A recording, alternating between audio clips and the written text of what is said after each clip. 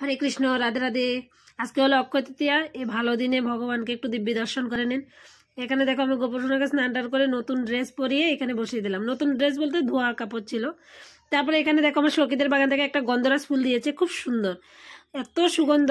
তারপর আবার সখী আর একটা সখী তো একটা অ্যাপেল এনে দিয়েছে গোপুর জন্য, বলছে এই অ্যাপেলটা গোপুকে দেওয়ার জন্য। তারপরে আমি এখানে ফুল টুল নিয়ে মন্দিরের উদ্দেশ্যে রওনা হলাম।